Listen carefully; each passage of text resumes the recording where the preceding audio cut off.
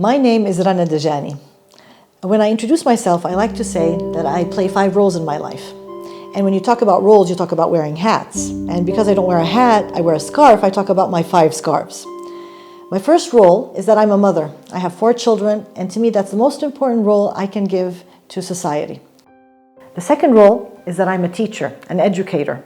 I've been a school teacher for 10 years and a university professor for the remainder. And I think bringing up the next generation, inspiring them to be critical thinkers and lifelong learners is the second most important role I can contribute to humanity. My third role is that I'm a scientist. I'm a professor of molecular cell biology at the Hashemite University in Jordan. I work in 2 fields, on the genetics of ethnic populations, the Circassians and the Chechens in Jordan, and on the impact of trauma on epigenetics among refugees. My fourth role is that I'm a social entrepreneur. I founded the program We Love Reading that changes mindsets through reading to create change makers. And the program has spread to 60 countries and counting. My fifth scarf is that I defend human rights. And I uphold justice, defending women, minorities, and people who are oppressed. And in that sense, I'm a human being who wants to live with my human brothers and sisters to make this world a better place. I grew up being an avid reader. And that inspired me to dream large, and to want to be a pioneer, an explorer, a discoverer. However, there were no PhD programs in Jordan. And so when I graduated from my university, I became a school teacher and got married. Then, 10 years later, my husband saw an ad in the newspaper for the Fulbright Student Scholarship. And he told me, Rana, isn't that your dream to be a scientist? There's your opportunity. And so I applied, and I got the scholarship. And the whole family, my husband and 4 kids, we moved to the United States for me to pursue my dream of becoming a scientist. So we moved to the United States, my family and I. And I wanted my children to be engaged with my work. So they came to my lab and they got to know all my mice and gave them names. And this helped in them learning more about science and how important science it is for our everyday work. Most importantly, I wanted to share our culture, our heritage.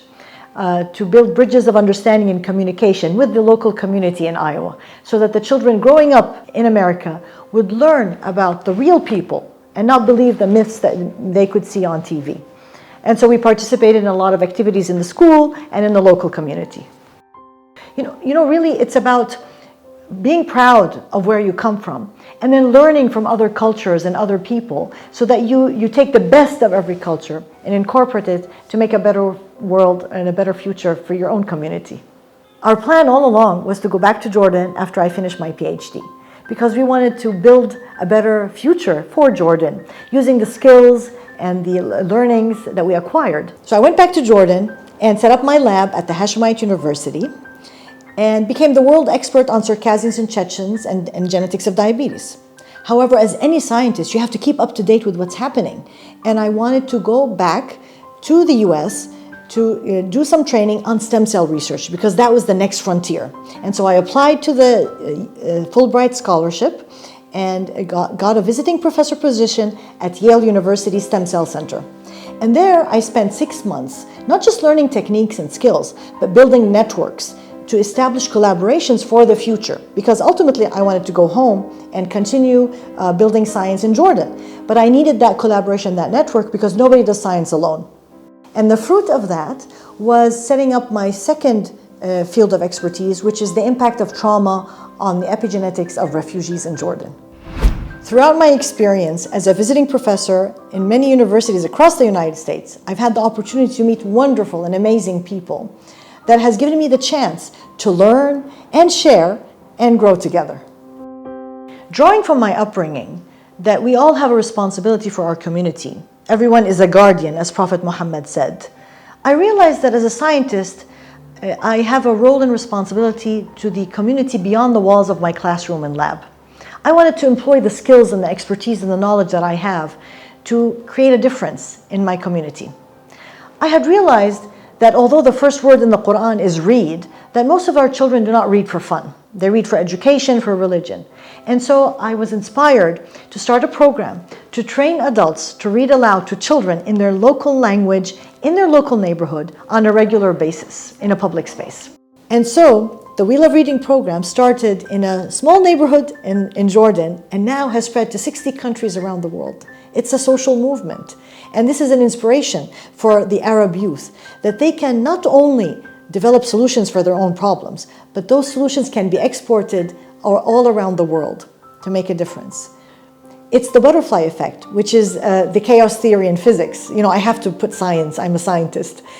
Which says when a butterfly flutters its wings in China, it moves the air just 1 centimeter, and the result is change in time and space, a hurricane in the Atlantic. And that's what We Love Reading did. Reflecting on the 75th anniversary of the Fulbright program and the global pandemic that we are going through together as humanity, the importance of reimagining education, focusing on fostering education resilience, motivating people to become lifelong learners, because only through education we can foster empathy, build respect, create system change to solve the challenges we are facing in the 21st century. Even though I'm a scientist, I've come to appreciate the importance of social sciences and the humanities in fostering critical thinking and interdisciplinary work so that we can achieve the Sustainable Development Goals set up by the UN by 2030. In addition to the importance of reading that widens the imagination, boosts confidence, and builds critical thinking, I cannot emphasize enough the importance of writing. We need to write our own stories. We owe it not just to ourselves, but to future generations, so that they can read about us in our own words. And that's why I wrote my own book, 5 Scarves, and I encourage you and invite you to write your own story as well, to share it with the future generations. Everyone is special. No one's DNA is like anyone else. So you are very unique and have something unique to offer to the world. Look around you, and if you find something that needs to be fixed, start fixing it in yourself and then the wider community around you. And if somebody says, "Who do you think you are? You're just a drop in the water," tell them, "But what is the ocean except millions of drops?" So believe in yourself, dream big, nothing is impossible. Be the change maker, be the catalyst.